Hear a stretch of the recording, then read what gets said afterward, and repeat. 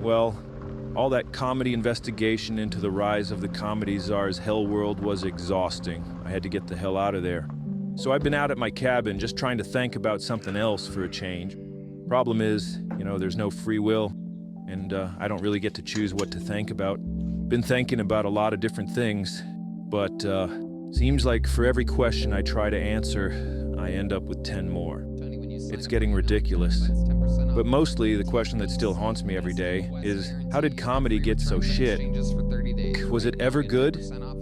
Why the hell do I even know who this guy is? And why for a moment, before my brain kicks in, does it seem normal that he's hanging out inside that sacred space at the center of the comedy universe? The comedy mothership green room. And how hard we laugh in that green room. And it's the most fun. And the best thing about the green room is how restrictive it is. Oh yeah, I love restrictions. That you just can't go in there. You got to earn that spot in the treehouse. And so anytime you open the door, you'll see, some of the best comics alive.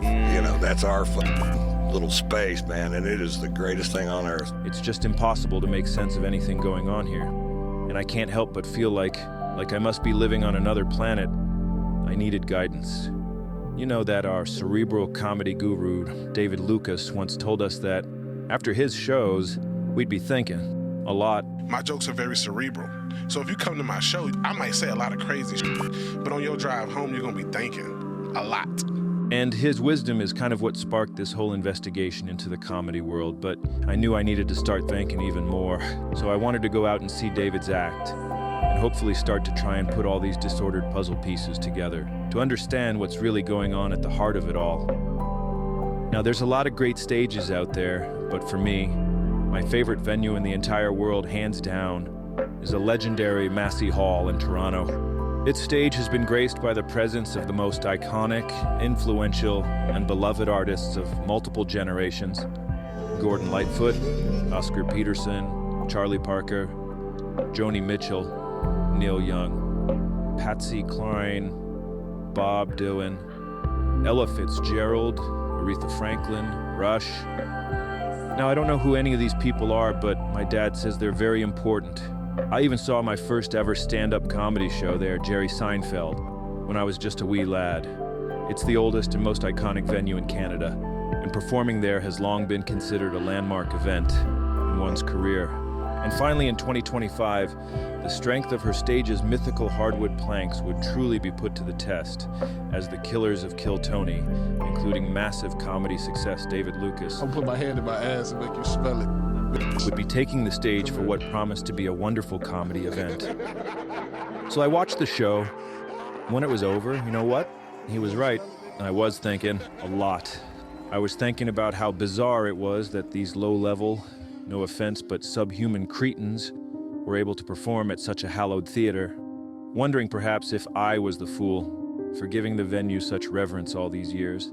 I pictured the ghosts of all my heroes standing on stage behind David, shaking their heads, not at David, but at themselves for being such fools, for thinking that making it to that iconic stage had meant something to them, that it meant something about their career, their art, and about the legacy they've left behind after they died. Poor Gord. I hated to see that. Seeing David's show only made me feel more confused about what the hell is going on with all this comedy stuff. And on that drive home, I really was thinking, why does everything that ever seemed good, like when I was a kid, now seems to be rapidly deteriorating into utter shit? And when I looked around at the other people in attendance at that show, evidently enjoying themselves, why did it feel like I was in another dimension? I tried putting a comedy podcast on, but all of them were just interviews with like the CIA or the FBI or some other guy that works for the president. Like, what the hell was actually going on here? I couldn't relax until I figured it out. In my quest for clarity, I even, and I'm ashamed to admit this, but I even went on the sacred pilgrimage to Comedy Mecca and visited the Comedy Spaceship down in Austin, Texas. I paid about $800 for a ticket. My ticket said something about a mandatory drink, but I'd lost the stub and couldn't remember how many I was dictated to have. The vibe in there was so tense, I thought I might get literally shot in the head if I did anything wrong, so I drank about 8 Negronis just to be safe.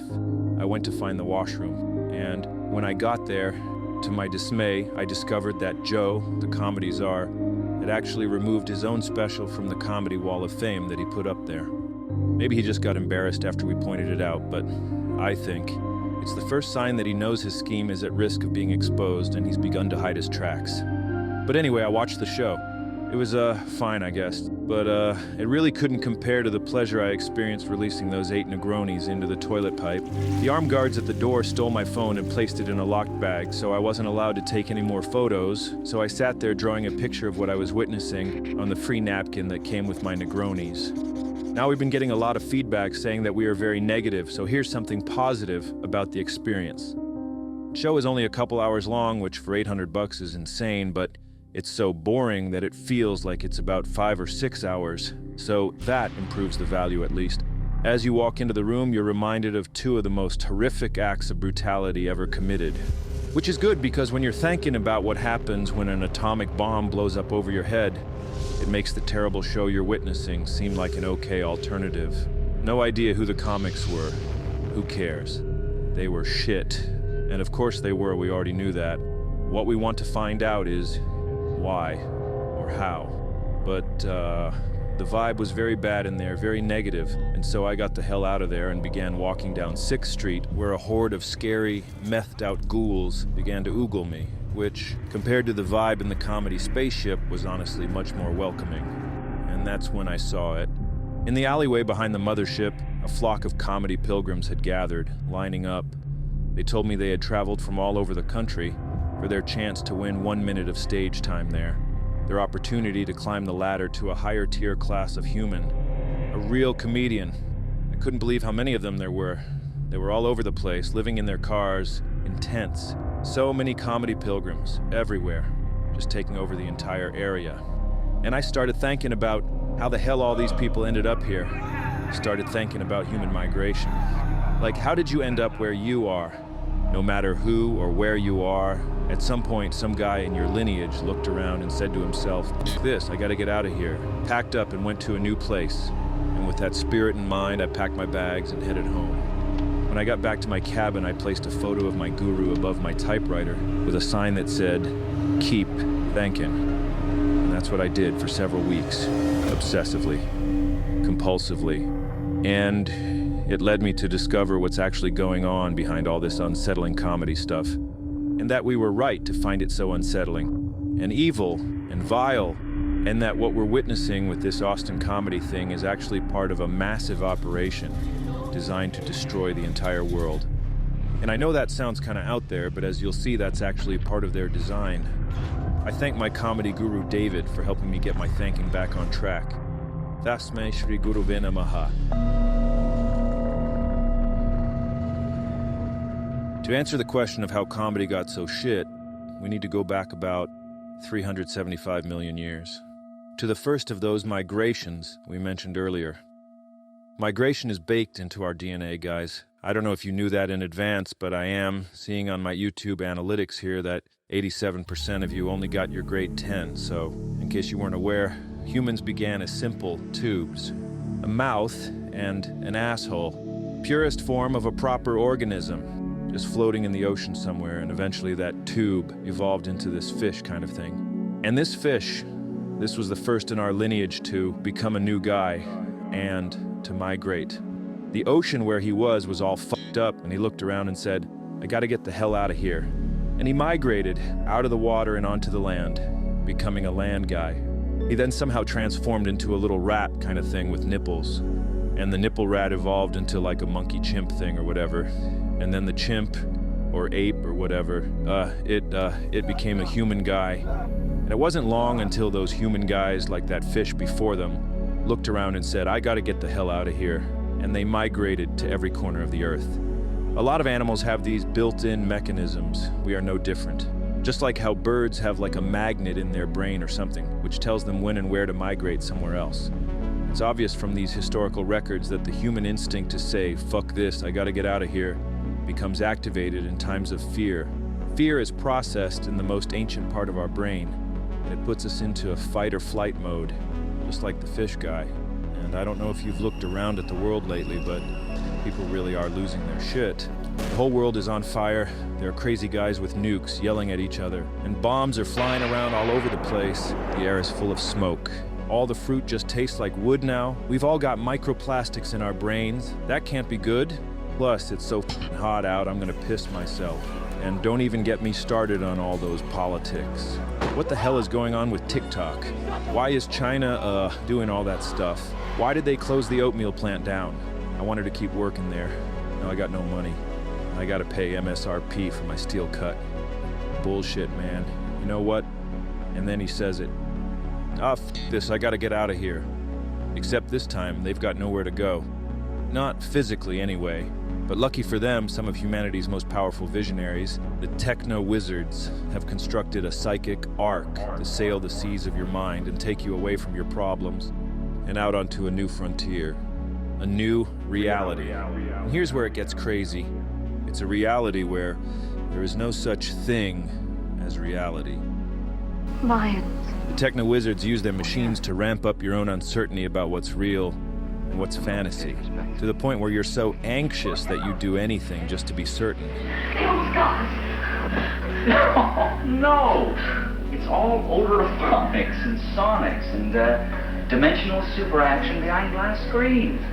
You know, if you think of something and bam, it's there in the wall.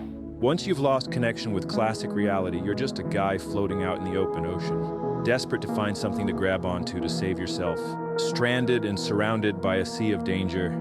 That is when the techno-wizards begin their most perverted sorcery. The future is gonna be amazing! They throw you a life preserver in the form of a new world, a new virtual world. In this virtual world, you're still gonna be angry all the time, but at least you'll be certain, and that feels good. And because it feels so good, you just want to stay in there forever. Until eventually you've been in there so long that your new virtual world feels more real than your old classic reality. And once it's become more convincing than classic reality, it just becomes your new reality. Congratulations, you've migrated to a new place. It's a new reality, except it's anti-reality. It's what's called a hyper-real simulacrum. The battle for the mind of North America will be fought in the video arena. Yeah. The television screen is the retina of the mind's eye. Therefore, the television screen is part of the physical structure of the brain. Therefore, whatever appears on the television screen Pay attention. emerges as raw experience for those who watch it. Yep. Therefore, Oh, yeah. television is reality, Yep, exactly. and reality is less than television. There are a lot of visionaries in this world, all with their own ideas about creating new worlds into which we can migrate. But only a few have acquired the wealth and influence to actually execute such migrations at full scale. Movements triggered by everyone saying, "I gotta get the hell out of here," happen all the time. Throughout history, wealthy, influential people have leveraged these waves in order to serve their interests, using their power to direct migrants in or out of places beneficial to fulfilling their goals. Someone we've seen exploiting the "I gotta get the hell out of here" phenomenon is this Elon guy. He was bullied a ton as a kid because he was a strange, scrawny little weak guy who could also be a bit of a dickhead. And so his teachers, his parents, nobody wanted to help him. Did you have a happy childhood? No, it's terrible. Are you serious? Yes. Why was it terrible? You were bullied at school and had a I was different... almost beaten to death, if you call that bullied. He was shy and awkward at school, didn't have many friends. On one occasion, Elon was pushed down a flight of stairs and beaten violently, leaving him in hospital for weeks. And if that wasn't bad enough, and this is something you'll see with almost all of these anti-reality guys, Elon had a very bad dad who left him with a dad-shaped hole in his soul. Very violent. It was not a happy childhood. My father has serious issues. When Elon received that severe beating as a kid, his father berated him and blamed him for it, made him stand for hours, called him an idiot, and told him he was worthless. Proper bad dad stuff. All these experiences made Elon internalize the belief that this world is a scary, dangerous place. Wouldn't it be nice to just get the hell out of here? Well, later in life, he acquired an immense amount of wealth and immediately began to use it to try and reconstruct reality, to cope.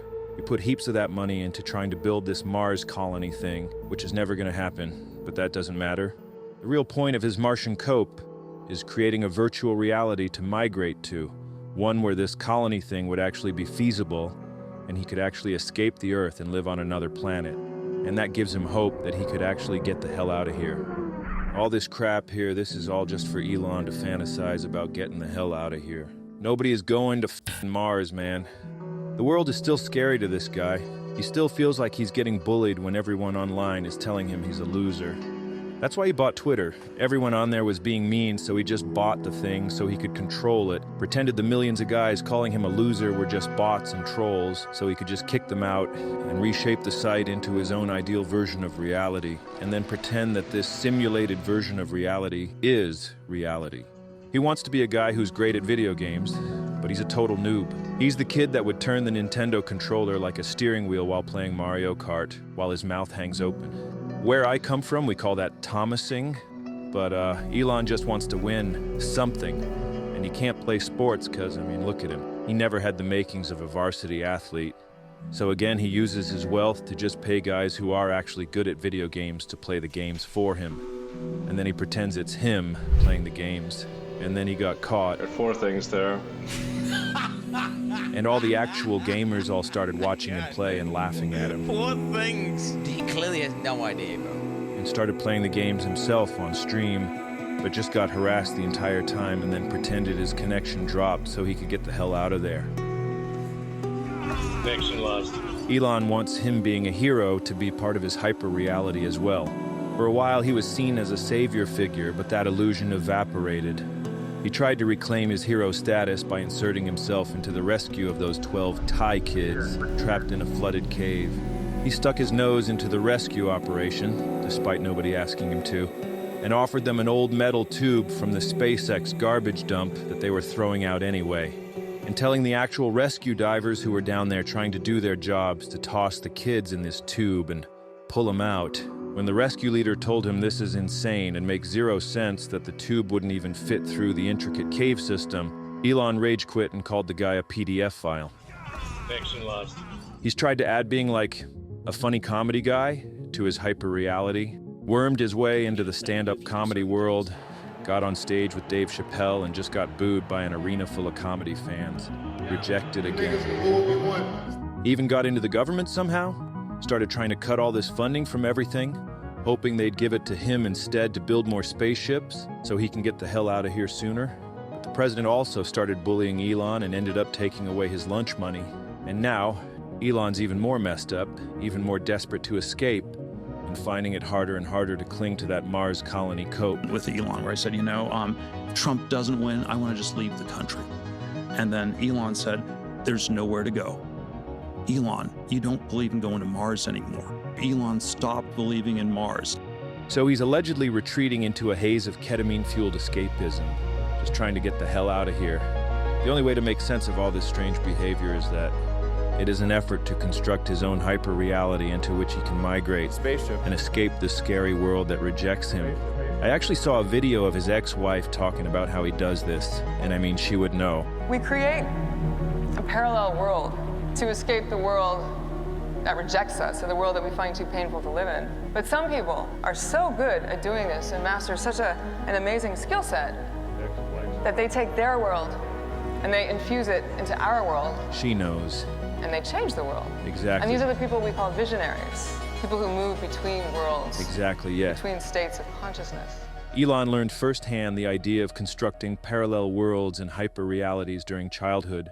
He grew up in South Africa, a country designed by white guys from Europe who had to get the hell out of there, move to Africa, but then decided they didn't want to have black guys as neighbors. So they created this hyper-reality in which God commanded the white guys to preserve their race or whatever, and they had no choice but to segregate all the black guys in another part of town. Because if God wants it, then, I mean, what can you do? You gotta do it.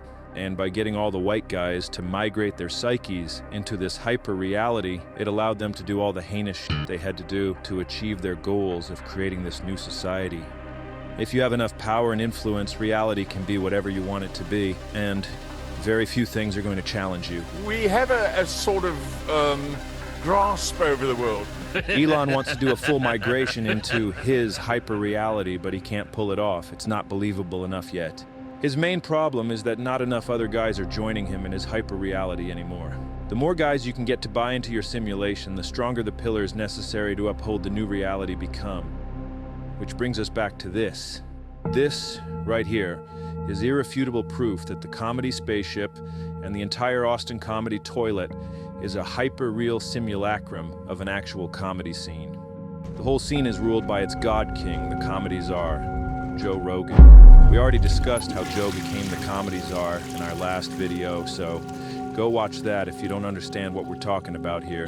The comedy czar rules over his dominion with complete domination, and as you'll see, the entire scene is designed to strengthen and maintain Joe's personal, hyper-real simulacrum.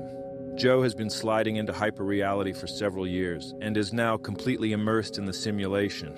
A reality in which he is a very smart, special boy. My personality that is just immune to bullshit. He has a unique ability to see what's really going on in the world, and he's helping society by scouting for the otherwise unseen danger up ahead. I'm like a scout, right? Like if you sent me down the trail, and I'm like, hey, there's a cliff. We're running towards a cliff. Stop, everybody stop. There's a cliff! There's a cliff! He believes the universe chose him as a sort of prophet, destined to help guide humanity through this age of chaos. But just like Jesus Christ, the people misunderstood and rejected him. Like the universe has put me in this place where I can at least have access to more opinions than most people. And they're like, you're an anti-vaxxer! You don't believe in science! Hashtag Joe Rogan! I'm taking in opinions from all directions. 360 degrees. Nice, all right. Let's see what Joe scouted up ahead on the trail for us today. I love Canada. Shut up. I love the people. I just think they're going down a dark road with this government. Uh-oh. They allow polygamy now in Ontario. Yeah, they just passed a law to allow polygamy because they have so many Muslims there. His hyper-reality no longer has any real connection to classic reality. So when did Joe begin this psychic migration? Well, a few years ago he decided LA was the reason his life sucked. So he got the hell out of there, moved down to Austin, Texas. You saw it during the George Floyd times in LA. Oh, yeah. When they were burning those cop cars on the highway, and I remember seeing that going, I gotta get the f out of here. Oh, shit, he actually said it. When he realized he was still miserable in Austin, he had to get the hell out of there again. But he had nowhere else to go, so he began a full-on migration into his simulacrum. Because he's so rich and holds autocratic control over his entire simulacrum, he can be the dictator of what is and isn't real.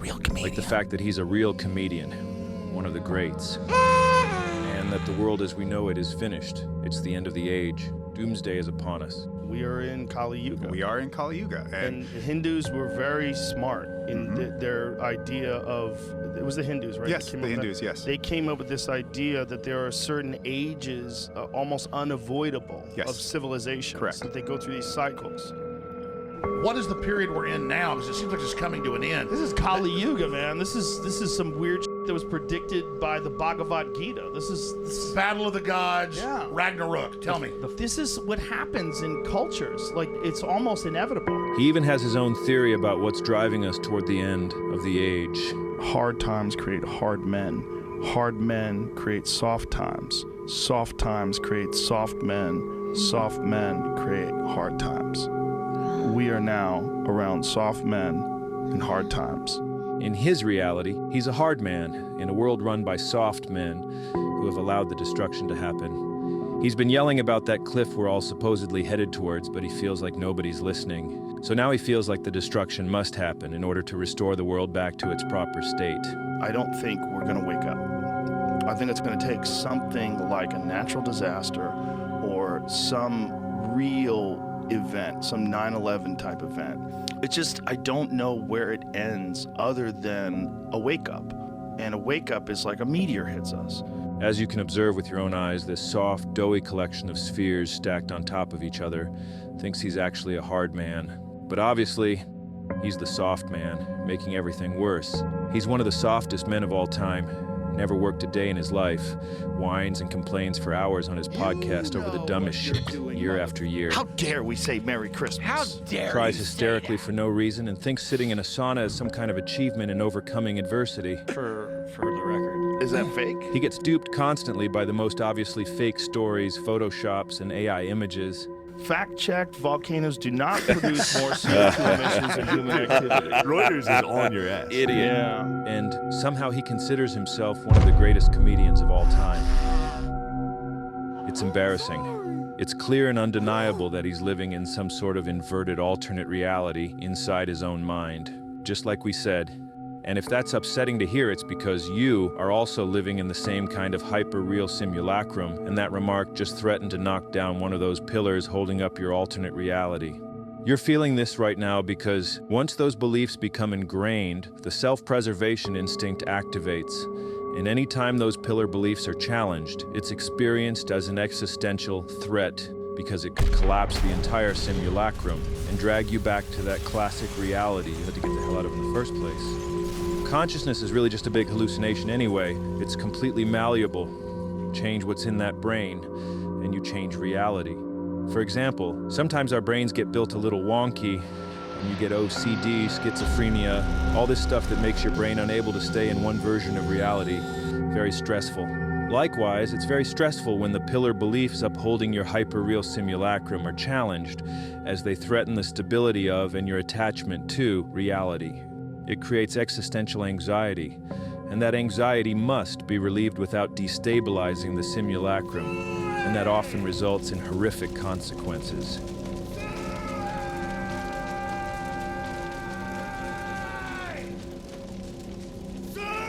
Becoming the comedy czar gave Joe an immense amount of wealth, which allowed him to construct a sort of compound in which he could protect his precious simulacrum. A bunker, which would protect him from sliding back into the ever-so-painful classic reality ever again. And using his millions of dollars and massive influence, Spotify. Jobel's attracted a flock of devoted followers who uphold and strengthen his new reality for a chance to get a piece of the pie. It takes a whole community to properly uphold a hyper-real simulacrum, and Joe succeeded where Elon failed. Joe has been able to fully complete his migration by amassing a huge support network. He achieved this through several tactics. 1, by offering himself and his show as a friendship simulator during the loneliest era in human history, for his audience, but also for himself. Oh, he's going. Day drinking rules.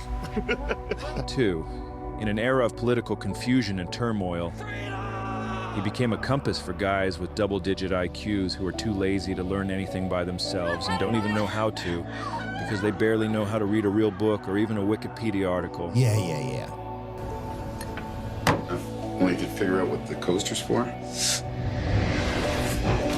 3, by becoming a father figure to guys who needed their dad-shaped holes plugged. Those holes longed to be plugged, and Joe became a convenient surrogate.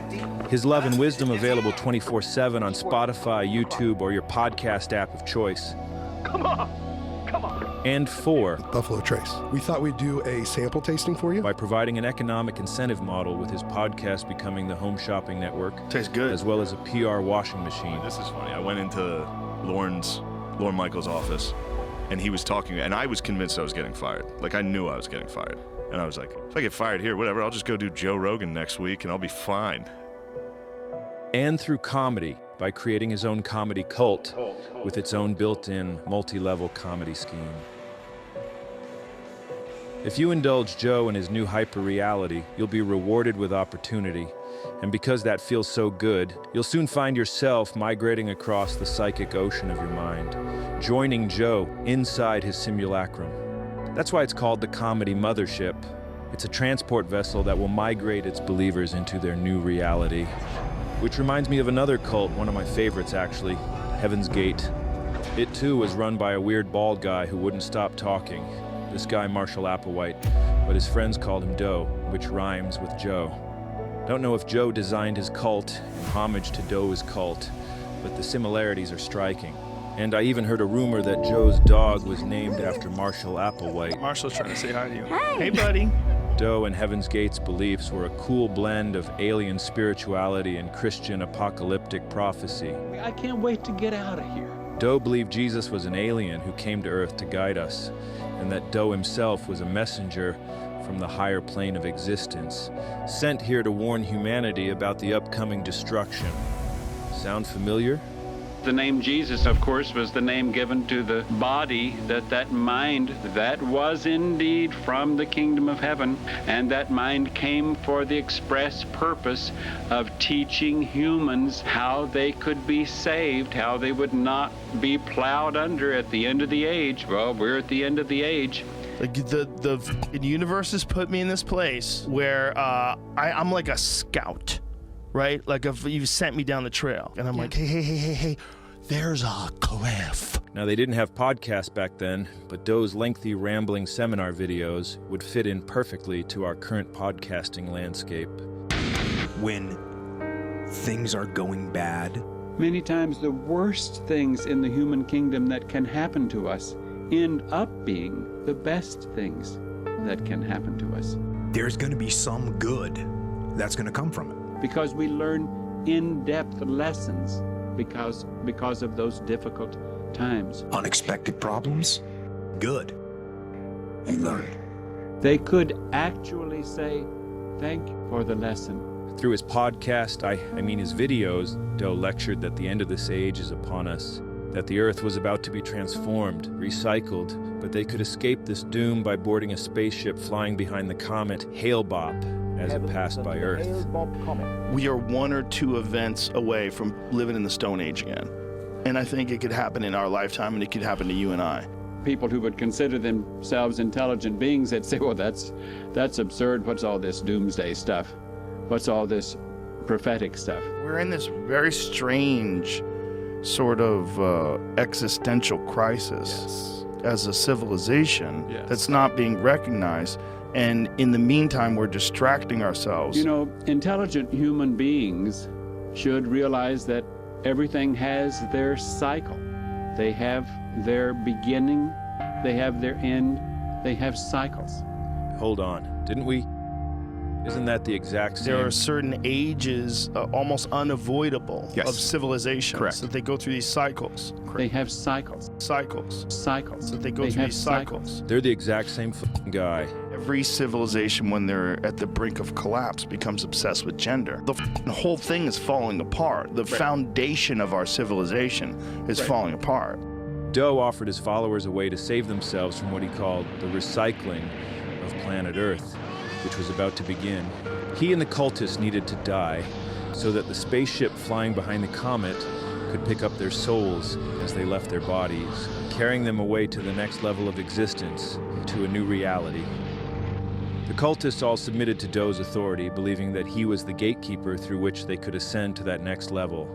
The ultimate test came when that comet finally arrived, and they all did a full SUI in order to join Doe and board that spaceship. And if you know anything at all about the Austin comedy cult, this all sounds eerily familiar, doesn't it? That's because Doe and Joe are the exact same strain of guy. Think about it. Just like Doe, Joe also offers his followers a way to transcend their lives and enter a new reality by boarding the comedy mothership.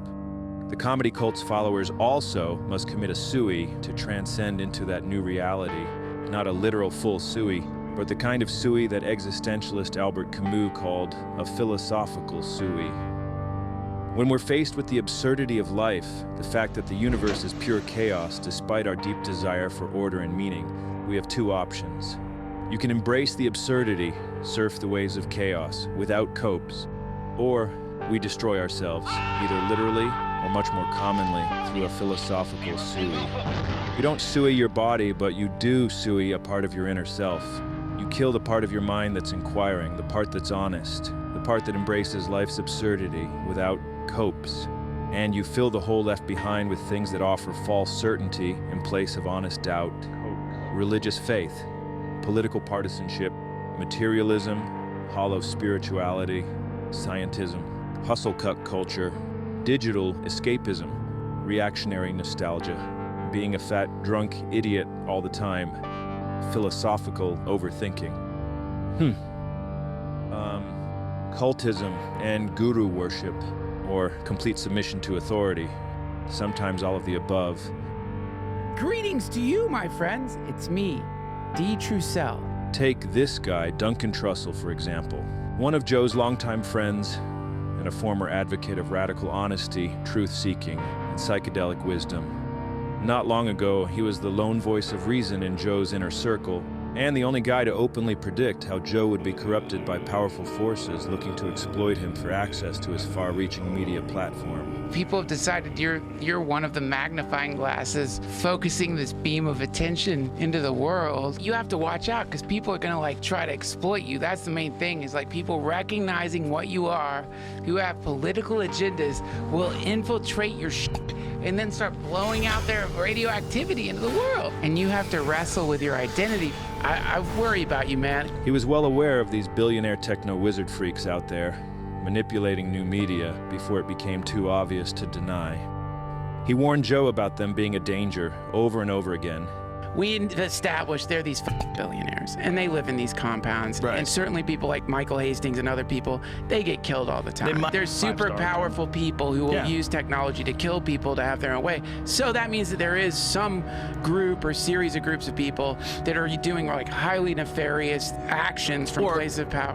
Mm-hmm. We know that there is truly a war to control the paradigm. He was by all accounts an honest guy, and probably the only guy on that stupid podcast who would rather say what's true than just whatever the burgeoning comedy emperor wanted to hear.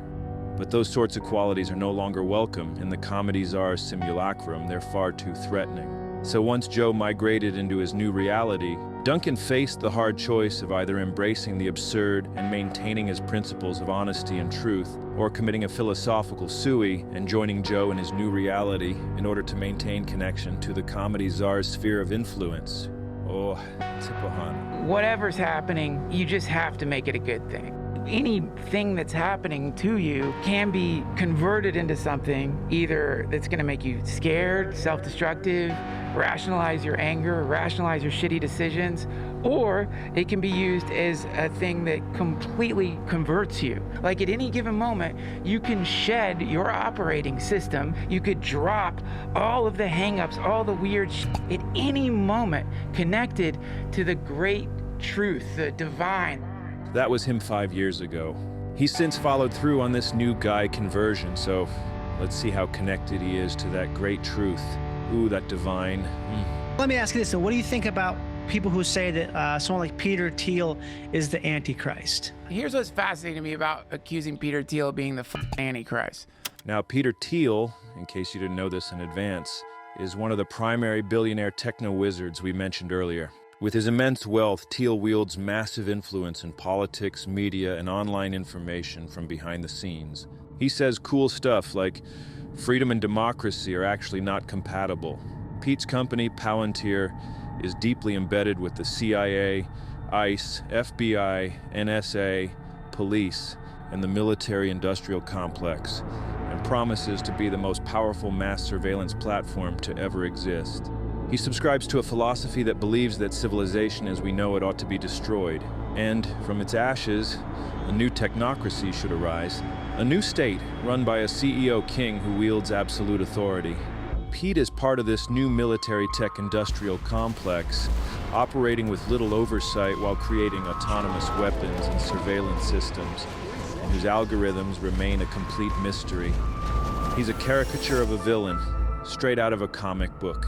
But Pete is real, and the exact kind of nefarious, influential guy that Duncan used to warn everybody about just a few years ago. All right, back to Duncan. What's he saying about Pete? Here's what's fascinating to me about accusing Peter Thiel of being the Antichrist. Stuff. He's very much talking awesome. And it was totally normal dude, obviously super smart. There didn't feel like there was any kind of subversive anything, nothing to really be scared of. Depressing, so people man. say that Peter Thiel is Antichrist, just for argument's sake. Fucking says that. You hear that?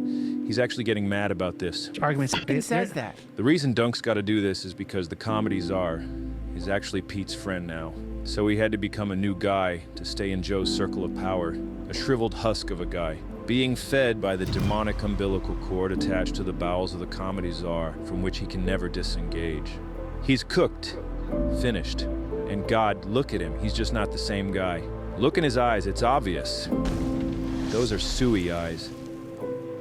Well, that's a confirmed Sui for Duncan. Rest in peace, man. Quel dommage. Well, once you've entered the Comedy Czar's comedy cult simulacrum, you're expected to do your part to uphold the pillars of this new reality. Upholding the pillars allows you to stay in the cult and potentially reap the rewards that come from its membership. These tenets bind the simulacrum together, and as we already explained, the more guys you've got upholding the pillars, the more stable the new reality becomes, which is vital because if the simulation crumbles, it's all over for this stupid experiment. All cults need their tenets, and the Austin Comedy Toilet Cult, or whatever we're calling it, is no different. Because Joe is the sole autocratic dictator of the entire scene, he could construct his world however he wanted to. Starting it from the ground up. So it's this completely new thing, and it can kind of go a lot of different ways, and a lot of different things can happen. You don't know what's going to happen one way or the other. Those things are very exciting. It's scary, but it's exciting. The primary pillar, like all cults, is the steadfast veneration, devotion, and reverence of the cult leader. Just like Jim Jones, Joe originally sold his comedy scene as a utopian paradise. So make it as fun and as comfortable for the comics as possible, as welcoming to the comics as possible. It's a warm, inviting environment, and the whole idea is just to make it so that I can make it so they feel like this is home. And just like Jonestown, it quickly devolved into an authoritarian nightmare. I like the intensity of the mothership. I bring my opener. He's having a rough set. I'm sitting on the balcony watching it. Rogan is standing there watching him bomb like this. Rogan goes, he's bombing, man. He can't be here. And I go, I agree. Kill him. You want to kill him? Kill him right now. We'll break his legs. Get the Navy SEALs. Let's shoot him in the face. And then the kid got off stage, and I felt really bad. I said, listen, you got to go right now. Gonna kill you. Joe is unhappy and it looks really bad. You gotta get out of this club right now. The cultists all submit to the authority of its charismatic leader who can never be questioned or crossed. He's a supreme leader, and Austin is comedy North Korea. Comedy cultists must pay tribute to the dear leader by praising him and are expected to excessively embellish his abilities, often to an absurd degree. How many people on Earth do you think could kill you? 100, to be generous? Maybe. Very few people can kill you if they want to. This is straight out of the North Korean playbook, where they pretend their dear leader was the world's greatest golfer after shooting 38 under par on his first ever round, including 11 holes in one. Comedy cultists are expected to study the beliefs of their dear leader and prove their commitment and allegiance by repeating his own opinions back to him. I was doing the cold plunge after I did the sauna. I've incorporated a new thing that I was telling you where I get up first thing in the morning, I get in the cold plunge. Sauna cold plunge thing, I'm so into it. That's awesome. My hotel choice, I'm solving for places with sauna cold plunge. Of like a real legitimate professional comedian that can go up and do an hour and kill. Not many. Arenas, not many. Not many. Not many for theaters. How many for theaters? Is there 50? 100? Yeah. Maybe 100? Probably less, man. And by making sure your act panders to dear leader's personal interests and beliefs, you do that, you can tape your special at his spaceship club. I got 2 daughters. I got a wife. She's a she/her. Just want to let you know that right off the bat. Like, the plumbing matches the pronouns, if you know what I'm talking about. And really just doing whatever they got to do to appease him, no matter how debasing or humiliating it might be for them. This is Chris Stefano's very first time ever. Okay. Lighting and smoking a cigar. Okay. Yeah. Is this the right way? Yeah. He's going to vomit. I want to see him vomit. Get it on there. Get it on there. All right, you're good. Just start pulling. No, you're not. Breathe in while you're doing that. I felt it in his face. Puff. Keep puffing. There we This go. is so mean. Youngsters. Take a sniff of these bits. Come take a sniff. Take a smell. Yeah, you want me to go on the other side? Yes, my king. Come take a sniff. Humiliation. Yeah, that's right. Get in there. Yeah. Humiliation. That is bad. Not bad, right? Yeah. And the most shameful lie of all of them, you got to pretend that dear leader is actually funny. You got to laugh at any attempts at humor, no matter how embarrassing for him or you. Baby, I'm a baby. It's all about me. That's what it is. What are you, some kind of communist? Ori! Why? Like, I'm a legit world-class comic. Like, World-class. I'm real. Yeah. Everybody knows you as a comic. The lie functions as a loyalty test. Congratulations on your magnificent success. Thank you very much. And you're a comedian too, huh? Yeah. No shit. You were murdering so hard when you're climbing on a stool. I was like, holy f***. Because we all thought you're just like a famous guy who just does stand up on the side. Uh-oh. And we were like, no, this guy's a murderer. There it is. This lie is just so egregious, I had to call this brain science guy called Sam to get some perspective. Hey man, yeah, can you just explain how people could be this dishonest? The harder the lies are to believe, I mean, really, the impossible lie functions like a loyalty test, right? Yeah, that's what I was saying. Still. Code for being in the cult is designed That's to get right. people to believe nothing, so that they just realize, okay, who knows? Yeah, well, lucky man. I'm just well, going to lucky. be obedient and keep my head down. I'm just going Yeah. to put a sign in the window, claiming to believe the big lie, so that that no one drags me out of my shop and beats me to death on the sidewalk, right? I mean, like Yeah, that makes sense. All right, thanks, It man. was Hannah Arendt's point. All right, in the yep, origins good. of Gotta go. totalitarianism. Bye. When loyalty is everything, if you're a ruler who demands total and complete loyalty, you're going to create a circle of liars around yourself. Ousted comedian Chris D'Elia tried to defend Joe's last special, but he really struggled to navigate that maze, trying to find that perfect take that's going to convincingly praise that comedy atrocity. Rogan's special came out, and I'm happy about it. Oh, it's sorry, so 1 crazy second. how, like, My bad. obviously obviously, I honestly haven't seen the reviews. I saw somebody saying it, and they were like, this is a this is a hack. And it was straight up just not hacky. The one thing that they have is it's hack. Like super woke people even know what Hello? is hack. These appeals to dear leader through praise are made in hope that one day his gracious hand will reach down to them, bless them with his endorsement, and pull them out of their hellish obscurity. So there's kind of this trickle down, Once Joe Rogan likes me, then your mom's house goes, want to be on our episode. Once Rogan was like, this Jeff Dye guy's really good, then everyone else has to fall in line. Right, everyone else does. Now I gotta treat daddy like dad. I gotta kiss the rings, You don't go on Joe Rogan and then start talking shit. Joe's dad. The second pillar is they are the anti-mainstream, anti-commercial, anti-establishment underdogs. Dear Leader gained much of his power by selling himself as the antidote to corporate mainstream media and culture. His platform is now bigger and more influential than the mainstream media he once stood in opposition to.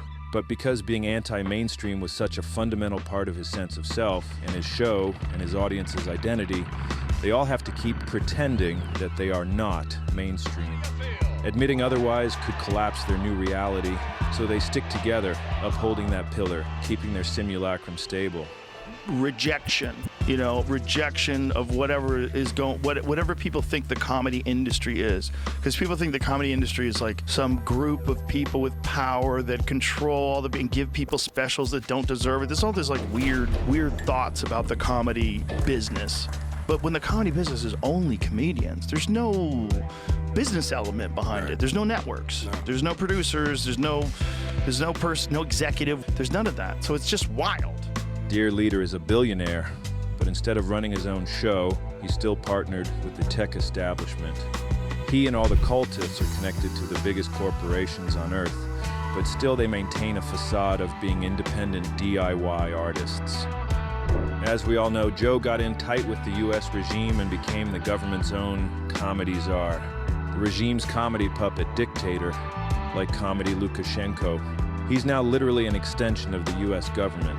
But inside the reality of the mothership cult, he's still the anti-mainstream underdog.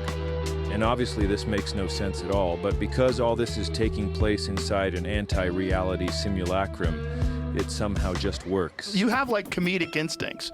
Like when you said to Hillary, you'd be in jail. Like that's great timing. It's funny, you need at least the attitude of a comedian when you're doing this business. It's the most dangerous business. Being president is the most dangerous. Especially you. Imagine if there was assassination attempts on Biden. Pillar 3, they are real comedians, a special class of human, an elite artist class.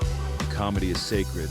And the mothership is both a holy temple. I was in the mothership last night, and that audience were like church. And the center of the comedy universe. The comedy mothership is the hub of comedy in the world. That's wild. Yeah.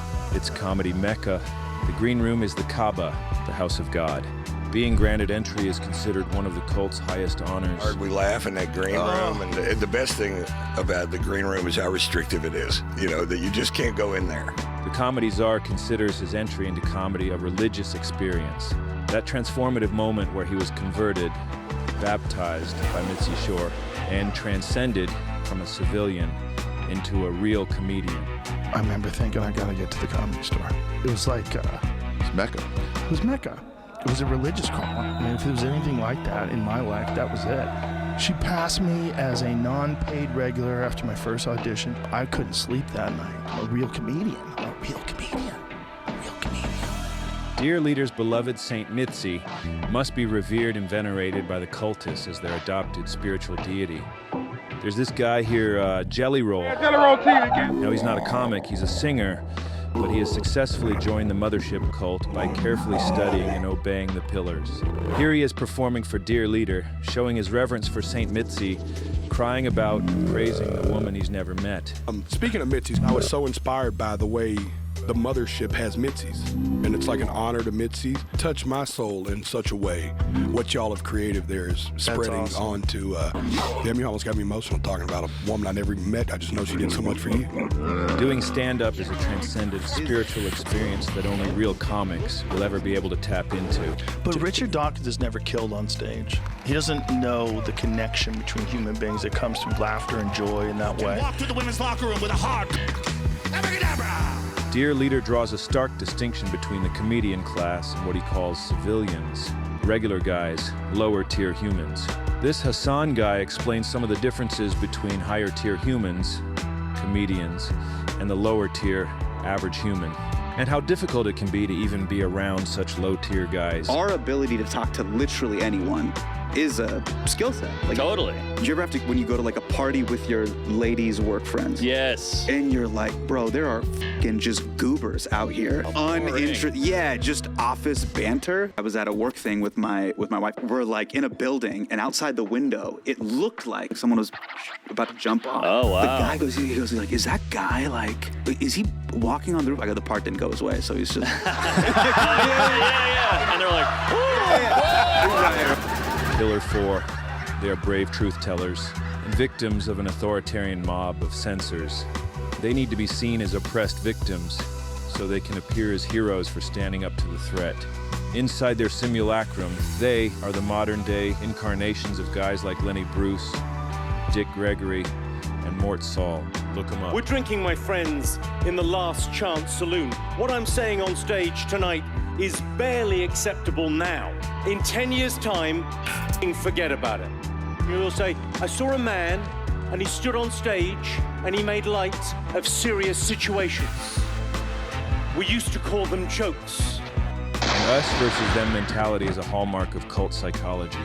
Jim Jones fabricated threats like government persecution and fascist takeovers all the time, and he taught his followers that his temple was the only safe place from the dangerous and decaying outside world. The Heaven's Gate followers believed that they and the rest of humanity were under the control of deceptive lower-tier aliens called Luciferians, false gods who controlled Earth's religions, governments, and media, corrupting the minds of humans. The only way to escape the Luciferian threat was to submit to Do, Sui out of this world, and get on that spaceship. This fosters paranoia and isolation, which helps bind the cultists together and keeps them fearful and loyal to the leader. The Mothership comedy cult Toilet Piss Pipe employs the same psychological strategy. Like Heaven's Gate's Luciferians, the comedy piss cult also fabricated a make-believe enemy to set themselves apart from and blame for everything. Woke. Woke? It's very dangerous. A nebulous, undefined, and amorphous outgroup that is somehow both completely feckless and able to wield widespread domination over our entire society. They're out of their f***ing mind. They want to force people to behave and think a very certain way. Well, they're just nuts. He is terrified of a shadow, a construction in his mind formed by a social media feed. You can never be woke enough. That's the problem. It keeps going. And if you get to the point where you agree to all these demands, it'll eventually get to straight white men are not allowed to talk. Oh, no. You're not allowed to go outside. Damn it. Oh, please tell me you're joking. I'm not joking. Shit. Well, the good news is the comedy cult's here to save us all. Thank God. The mothership is their sanctuary where woke meets the wall. In the comedy world, we say we're the last line of defense. We're the woke meets the wall. If you want to never make fun of marginalized groups, it's like, no. In the Austin Hell Toilet, because their comedy is not funny, they know it doesn't hold up to criticism. So they need to pretend that the criticism is some kind of attack. Then they can all rally together to defend themselves from it. And to prevent the defensive line from breaking, followers are programmed to believe that they can't survive outside the cult. One of the ways that I describe comics, I go, you're either like a village or an island. And villages do way better. An island is a man on his own out there, did just his own shows and doesn't hang out with comics. You didn't have any comics for friends? There's a lot of fucking sad people out there. Yeah, no, don't be a cool island guy. Give yourself to the cult, migrate to that new reality, and you'll be able to achieve things you never thought possible. Because they aren't possible, really, unless you're doing it inside the simulacrum. But that's your new reality now, so that's okay. But don't ever make the mistake of going against the pillars or disrespecting the comedy czar. No. Or you'll be swiftly ejected from the group. It's back to classic reality for you. You're gonna get more people that are very uncomfortable with their own lives and want to live a different life. Well, when you think about where this is all headed, there's only a few different directions that one could go to, and simulated reality is a big one. It's coming. It's already here, and you're in it. We don't need to invent brain implants or anything like that. Our brains are already configured to live in artificial reality. All you need is a reason. If your career's about to expire because your entire fan base is headed to the glue factory, migrating to the simulacrum offers you access to a whole new, younger audience. And I'm pretty emotional about the mothership. I think that the universe used you just to get me back out of this fucking hole that I was in. I didn't know what to do. I didn't know where to go. I didn't know. If you got anxiety about not being funny, you can eliminate that by knowing you can always just do a boring, boilerplate TED Talk soapbox sermon about one of the pillars, and the cult followers will love it. Apparently, I'm not very PC. I'm not one of those people who tries so fucking hard to like prove how woke what a good person. You know what I mean? It's so exhausting. You don't even have to be a comic to join and reap the benefits of this simulacrum. There are many cultists who work in other fields that personally interest the comedy czar, like science. I've been talking to scientists and doctors and biologists and virologists for months and months and months. And if you're an academic guy rapidly approaching the end of your career and you're spiraling inside because you're scared to die without leaving behind that meaningful legacy you always dreamed about. You know this question, like, what has Eric Weinstein ever done? I actually have been scared of this question. And I've lived afraid of my own story. You can just pretend you're the new Einstein. Create your own new theory of everything. Just write whatever you want. It doesn't matter. What is this thing that you handed me? What is this? It's the theory of everything. A water wiggle structure about a circle that nobody's ever seen that is at every point in space and time. It doesn't matter that it doesn't make any sense in classic reality. In the simulacrum, the followers are so stupid that they won't know if it makes sense or not. They can't tell, it's just a bunch of bullshit. You're spinning that circle over and over again. So this is an actual model of a gauge theoretic concept. And since you got the comedy czar's endorsement, whatever you say is brilliant, even though they have no idea what you're even talking about. Can a piece of paper effectively will two hands into drawing each other into existence? This seems pretty crazy, eh? Well, a while back, these Weinstein guys accidentally revealed the entire motivation behind their schemes. When we do our homework and we discover something interesting, and absolutely nobody else gets it, to you and me, that feels good. To know that you have achieved something and that nobody else can even recognize it gives you some sort of sense of how far ahead you might be. Remember, it's not a lie if you believe it. Inside the simulacrum, you're now the genius you always wanted to be, and you can stop worrying about being a failure. What made you want to do this? When you ask why as a kid, what happens if you keep asking? Great question. You either end up in theoretical physics or an insane asylum. And so I just didn't stop. If you want to become a stoic, genius guru kind of guy who knows everything about life, a cold, logically calculated debate, God, but you're actually a hysterical, emotional baby, overwhelmed by everything, has no idea what's real, and can't discuss anything without spiraling out and melting down like a child. It's also overwhelming. Well, the simulacrum followers will pretend you're not doing all that stuff. And you can be that guru guy. You can get exposed in classic reality for claiming that the definition of belief is... If you believe something, you stake your life on it. So you're saying that you don't believe something if you wouldn't die for it? Not really, no. While also getting caught completely believing in Chinese involuntary human semen milking factories. Jordan Peterson just unironically retweeted a video of a BDSM male milking dungeon in the UK claimed to be footage of human rights abuses in China. Does he think that the Chinese government has special facilities where men can go and have, like, their penises pumped? I think he does. I think he does. Which, by his own logic, means he would die for Chinese semen milking factories, which ought to make a guy certifiably insane. But not in the simulacrum, where you'll remain the wise guru.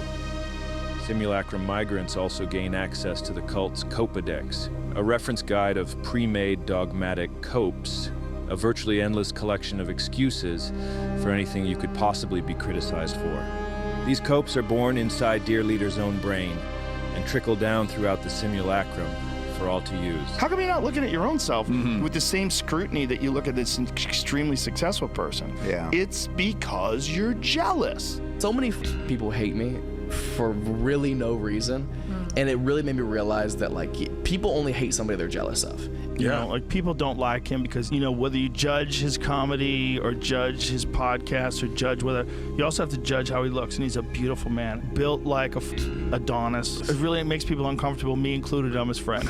I mean, people don't want to laugh at, like, physically attractive people. Like, you don't want to walk on stage and have people looking at your arms rather than listening to your jokes. And when you can't get a date and nobody wants to you, because statistically nobody wants to date people who live in your hyper-real simulacrum, you can ease your inner turmoil by uttering the sacred comedy cult mantra.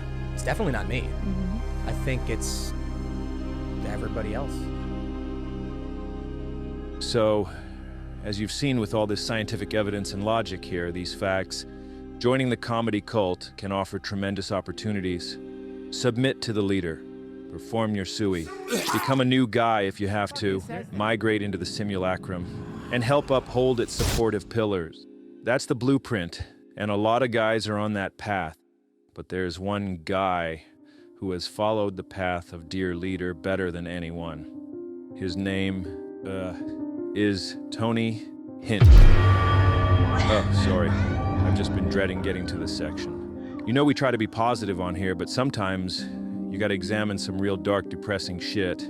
This guy exemplifies what commitment to the cult and its tenets can offer in return. His origin story is eerily similar to the comedy's are. The reason why I became a martial arts champion because I was being picked on all the time. Right. These kids were always f***ing with me. I was like, I don't like this. I'm like, so I'm going to become what I'm terrified of. As a little boy, Tony was also getting bullied every day.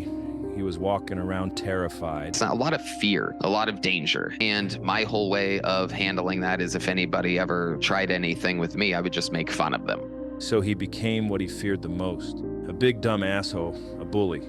But I don't know what kind of protection it provided because he says here that his jokes just led to him being punched in the face. One of my good friends, I made fun of him because his grandma walked him out to the bus stop. He punched me right in the face. And just like the comedies are, and almost all the guys in this comedy cult, he had a real bad dad. I didn't have like a dad to complain or to go to the parent-teacher meetings. So while he was getting pounded in the head every day for being a big dumb asshole, his bad dad pieced out and went and got remarried. Which is fine, whatever, it happens. But this bad dad had decided to keep Tony's entire existence a complete secret to his new wife and family. My mom told me that my dad travels a lot, my dad works a lot. I mentioned to my mom, I go, hey, Dad's car is in this one house's driveway a lot. My mom like turned pale white. She told me everything that it's a lot. That's how someone like me gets made. So Tony ran away, and like many before him, his gaping dad hole in quest for external validation took him to the mecca of insecurity, Hollywood. He soon found his way to the Comedy Store, got a job answering the phone or cleaning toilets or whatever, and he found something he probably didn't expect, a new dad.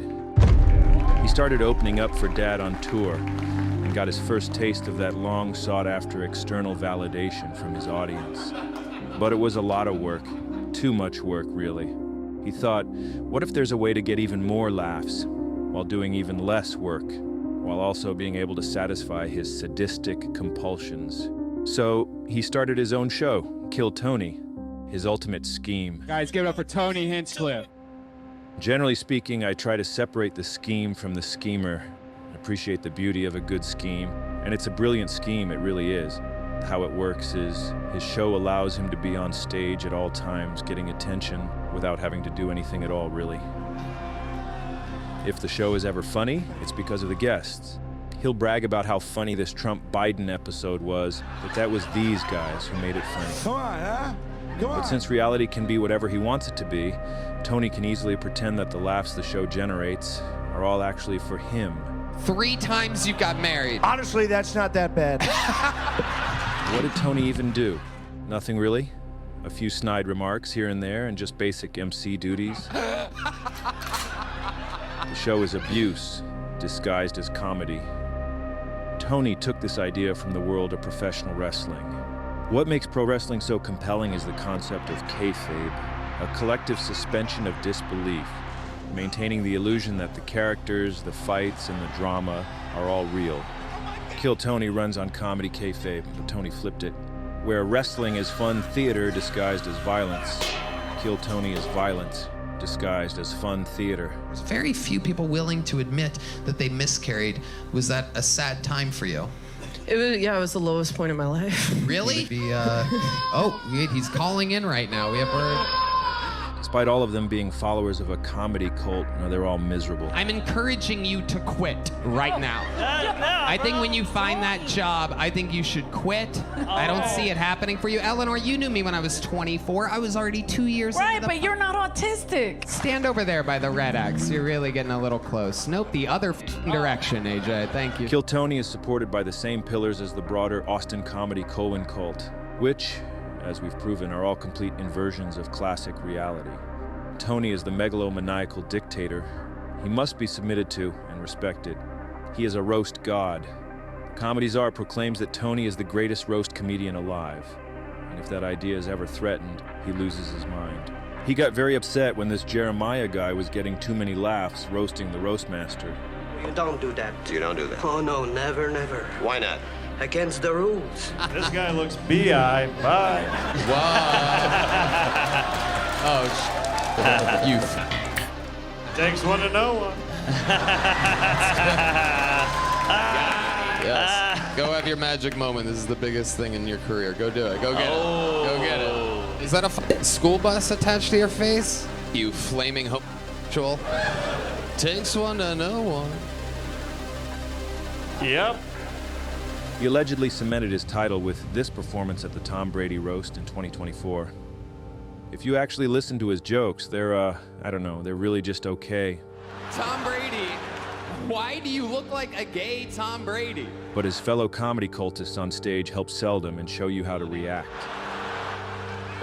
This is straight out of pro wrestling. They all sell the joke in the same way a wrestler sells his opponent's attack. This joke here got a huge reaction. People in the Austin simulacrum were literally talking about it for days. Bert Kreischer is a king. He looks like if the Tiger King and the Liver King only ate Burger King and had a liver that looked like Martin Luther King got beat up by Rodney King. And I'm sitting here over and over again hearing how brilliant this was. Just feeling completely bamboozled, because I already heard this joke on another roast 10 years ago. Lisa, Larry King, Don King, Rodney King, and Billie Jean King in the Burger King bathroom. Tony also got a huge buzz after he did this infamous joke roasting Puerto Rico. I don't know if you guys know this, but there's literally a floating island of garbage in the middle of the ocean right now. Yeah, I think it's called Puerto Rico.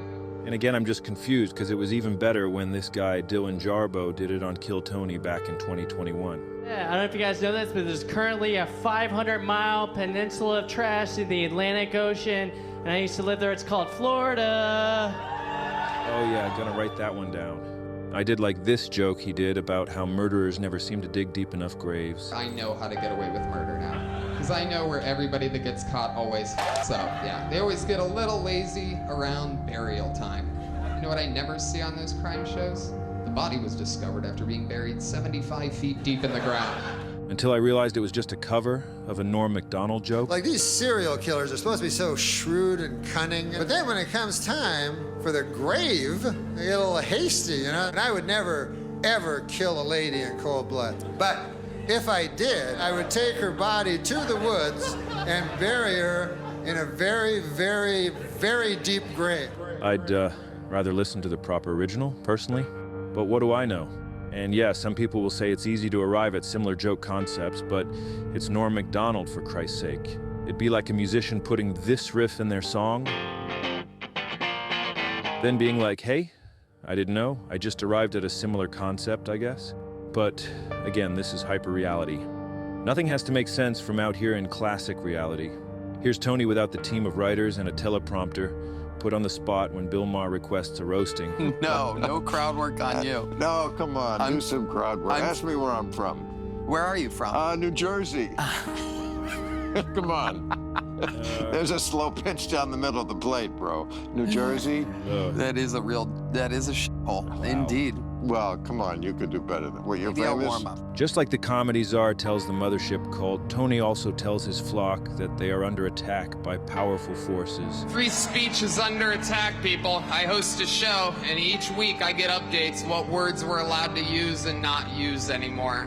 It's happening right now the past few years. It's a real thing. He explains here that the reason he chose a political side was because the other side was supposedly censoring him. Tony twists his personal choice of opting for YouTube ad revenue over free expression as an attack from the enemy mob. I've never considered myself a very political guy. We found out from YouTube that there's new words that they want us to censor.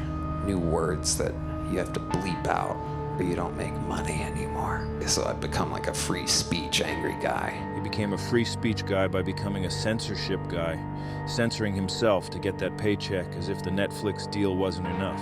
That's what Kill Tony is. There's no business element behind it. There's no networks.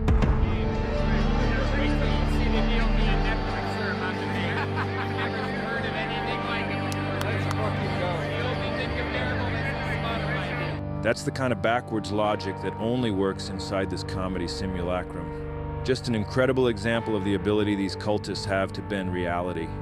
The show is sold as a chance to transcend the rungs of human existence to that higher level, to a high-tier real comedian. That you are indeed the newest golden ticket winner. But what it actually is a multi-level comedy scheme, exploiting people's hopes of getting the hell out of their lives, and funneling money up to the top of the comedy pyramid to the big man, the comedy czar, everyone involved taking a little piece of the pie on the way up. The vibe of the show is terribly depressing, like watching a bunch of demons torturing lost souls. Look at it, boy, looking like he on trial for touching kids. He can't even say that. You look gay. Try to do better next time. You suck. There will be no next segment. You're blacklisted. Go. Anything that interrupts their sadistic ritual gets flushed right out of there. Even the great Ric Flair was shat upon just for daring to be real. Oh, I'm a wrestling coach for a high school. Oh my God, this is so boring. Holy shit. Ric Flair, can you please tell us a story? Actually, to be honest with you, I respect that very much. My son was a great amateur wrestler. He died of a heroin overdose. Oh. In 2013. I don't need to hear that. But anybody that could take time away from their life to support kids from personal experience, and because I believe it in my heart. Tony supposedly reveres this guy. A human living legend. Look at Tony. He's flabbergasted. He's the man. He's literally the man. But in this context, it's all about Tony and maintaining his kayfabe. Because I believe it in my heart.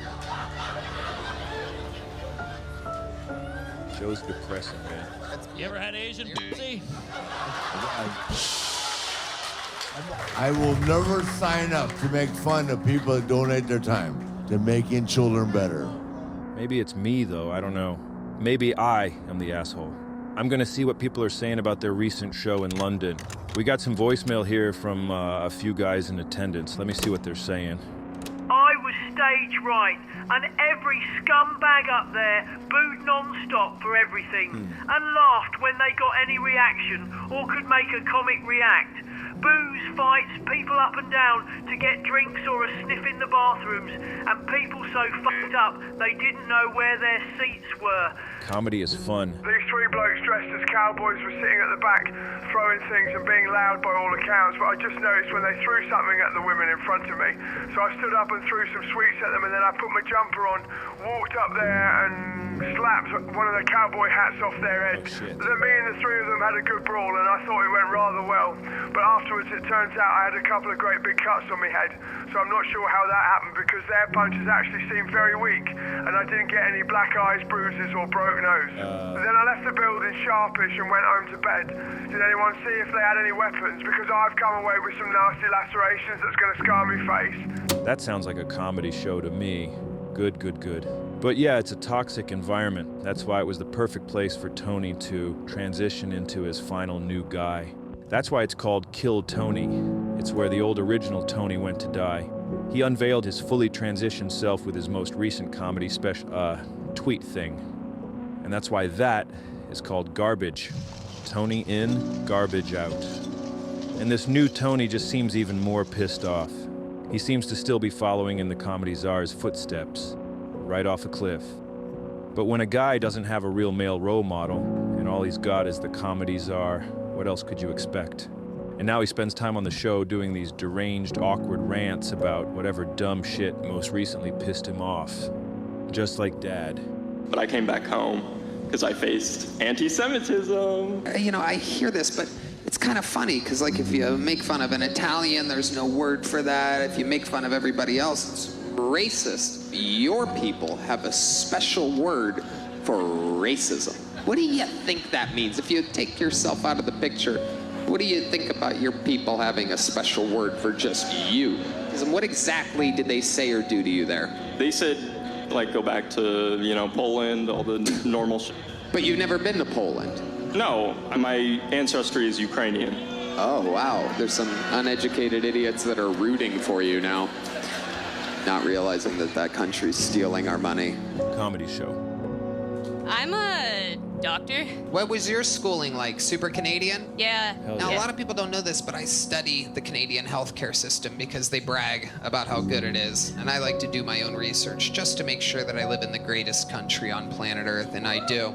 But Canada does rides now for anybody that wants one. Am I correct? No. I know more about your system than you because I have a bit about it. Hopefully you can tell by now that that right there is a guy who has fully migrated into a simulacrum. There really is something in the eyes, eh? Suey eyes. That's definitely a real thing. It's hard to believe, but all this crazy shit is how the top of the comedy world works now. I was tempted to end the investigation there, but I just kept staring up at that photo of David Lucas. When you ask why as a kid, what happens if you keep asking? You either end up in theoretical physics or an insane asylum. And so I just didn't stop.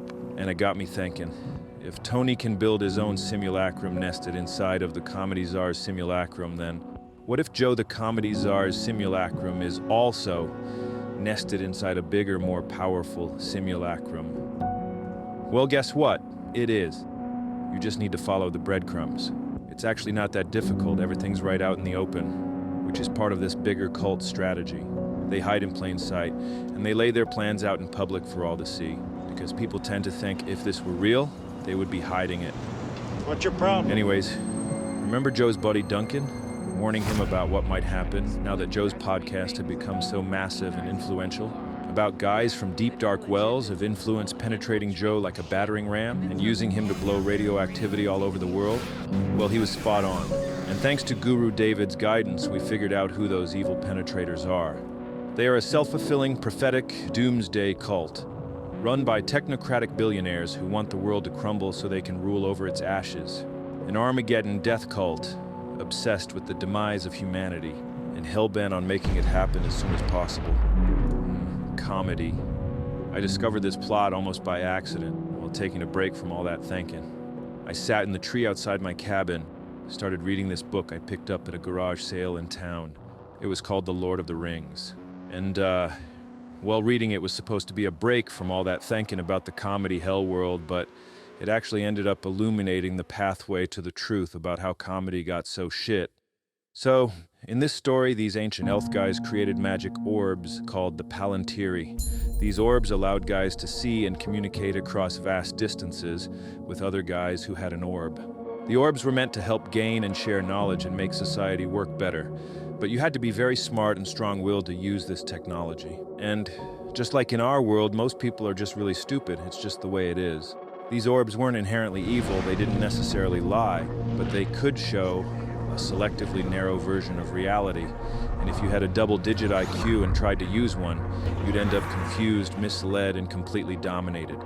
And that's when I realized the guy who wrote this thing must be some sort of genius, because he perfectly predicted the internet and how it was going to break everybody's brain. And in the book, the bad guy is this guy called the Dark Lord. Well, the Dark Lord got a hold of one of those Palantir orbs, and he used it to dominate and reshape the minds of a bunch of influential guys who happened to have orbs too, like the boss of all the wizards, and this guy Denethor, the ruler of some kingdom castle or whatever. Using the orbs, the Dark Lord led both these guys to fully believe the apocalypse was upon them, and that there was nothing they could do to change it. He figured if these influential guys could be convinced the end times were upon them, there would be a trickle-down effect, where everyone would believe it, feel completely helpless, and just kind of give up and let the Dark Lord take over. The wizard boss guy reacted by joining the Dark Lord in his quest for domination, because if that Dark Lord is bound to win the war, he might as well be on the right side at the end of it. It's a philosophical suey. And poor old Denethor turned to utter despair and decided to just let Sauron get on with it, let his kingdom be dominated by the Dark Lord before doing a proper full suey himself. Oh yeah, there was this other king who didn't have a magic orb, so Saruman sent this guy, Wormtongue, nasty guy, to just go whisper in his ear, and it had the same effect. The point is, these guys essentially all got put inside a hyper-real simulacrum by the Dark Lord using that orb technology. The visions presented to them in the orb became their new reality, and because they were so weak and stupid, losers really, they were convinced there was no way forward except to embrace the apocalypse by joining that Dark Lord, or by going full suey.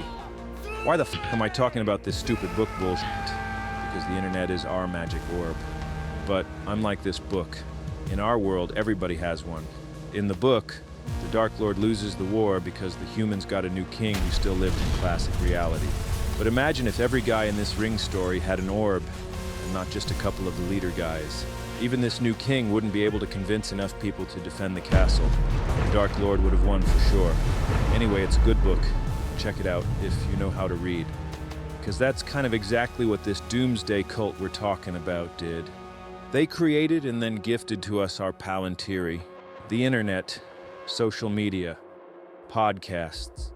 They used their techno-wizardry to seize control of human behavior and thought, creating their Palantiri to be both completely addictive and to devolve all human interaction into complete negativity. Once that happens, our I gotta get the hell out of here gene activates, and when there's nowhere else to go, the cult offers escape pods into their simulacrum, which really are psychic apocalypse bunkers. The cult's goal is to destroy what they call the cathedral, which encompasses all the elements of our society that influence our thoughts and beliefs about the world. Everything from public education and universities to cultural industries, the media, and of course the new mainstream media like podcasts. Once all these institutions are destroyed, the cult can assume control of all of them. And then they can dictate public opinion and the direction our society should go, which for them is an authoritarian monarchy run by an autocratic CEO king. They call this the Dark Enlightenment. People have been talking about this already, but for some reason nobody has ever pointed out that comedy is also part of the cathedral. Because comedy is a tool that can cut through the illusion of hyperreality, one that can topple the pillars that uphold a simulacrum. They must destroy it. They've been doing this for as long as comedy has been a thing. And the cult identified their perfect target to infiltrate both the comedy and podcast world, the most gullible man in mainstream media. It was so easy. They just led Joe down the path into the simulacrum with money and validation, and now he's their mainstream media puppet. And comedy is fucking crumbling, taken over by the cult. You think this is crazy? Who are the guys at the top of this cult? It's J.D. Vance. We're letting a grown man walk around in a miniskirt in broad daylight? It's the techno-wizard billionaires. It's Elon. Mark Andreessen. Sure, these things are being censored. It's fucking Peter Thiel. Talk about what's gone wrong in the U.S. because They're all friends of the show. Weird, eh? everything's so much worse. You know. Hello? They use comedy and podcasting as a fun Trojan horse to sneak themselves into the culture. And Joe and all his enablers let it all happen. Just sold out the entire comedy world. All while he preaches about the importance of comedy and how much it means to him. It was a religious calling. It's all a ruse, a great big scheme, a spectacle, comedy kayfabe. 250 comics. In the cult's hyper-reality, he's the head of comedy. But in classic reality, he's the gangrenous toe of the comedy world, slowly spreading its vile infection throughout the rest of its body. It's messed up, man, but that's how comedy got so shit. I mean, I think we all knew it was Joe Rogan's fault, but yeah, I don't know. I don't think most people realize he's just one part of an intricate and pervasive takeover of the entire country. And if you're a comedy cultist and you want to write this off as a conspiracy theory, you should remember the teachings of Dear Leader. When you do have an open mind and you are compelled to try to seek the truth, you got to be aware that these things have happened in history. They are real. As much as people who look for conspiracies and everything, there are also people who try to dismiss everything. And you have to be very careful because there are a lot of things that people do conspire to do. Joe's legacy will forever be the guy who destroyed comedy. Probably the entire U.S., honestly. All the crazy shit the government is doing, Joe did that. Because in the president's own words, Joe won him the election. He basically said, I won him the election. And he sold out comedy to make it happen. And it should never be forgiven. I thought you boys understood. It's business. That's all it is. There ain't no countries anymore. No more good guys. They're running the whole show. They own everything, the whole goddamn planet. They can do whatever they want. Now they're gonna let us have it good if we just help them. They're gonna leave us alone. Let us make some money. You can have a little taste of that good life too. Now I know you want it. Hell, everybody does. Do it to your own kind. We all sell out every day. Might as well be on the winning team. How does this all end? Well, how do most cults end? Usually in some kind of terrible tragedy. Waco, Heaven's Gate, Jonestown. Who knows if those simulacrum pillars will hold? They're shaky right now because nobody wants to uphold the Jeffrey Epstein pedo pillar. But it kind of has to be upheld. It's a load-bearing pillar. And it looks like they're expecting the comedy czar to fall in line and get rid of the controversy. On Trump's desperate attempt to quell political blowback, the White House reportedly, quote, asking podcaster Joe Rogan to help ease the uproar over the Epstein files. What's he gonna do? I mean, what am I gonna do? I'm gonna push back? Right, no, of course. No, of course not, sir. Is the comedy czar gonna become Comedy Prigozhin, build out his personal militia, become a mercenary force attached to the U.S. military, maybe go for the coup? Or maybe he becomes Comedy Colonel Kurtz, holed up in his bunker, completely disillusioned by civilization, a cult leader with an insatiable lust for power, descending into madness, waiting for the apocalypse. See ya, boys. Well, whatever happens, I think Joe should move the Mothership Wall of Fame a few more feet, right into the bathroom there, if he and his followers are just gonna piss and shit on these guys' so-called legacies. And as for the rest of us, I guess, well, try to identify if you're in a simulacrum and get the hell out of there. Go outside and anchor yourself in classic reality. Stick your feet in the mud, observe the bark patterns of trees, feel the warmth of the summer sun on your face, do some can gazing. The more anchored you are in classic reality, the less easily you'll be sucked up into any of these embarrassing hyper-realities. Good luck with that.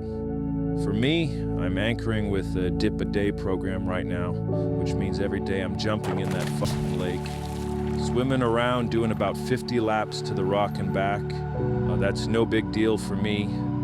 And then back to shore, cracking open a cold one, and lying in the sun as the water evaporates off my skin and rises back up into the clouds, where it'll become rain and fall once again to the earth.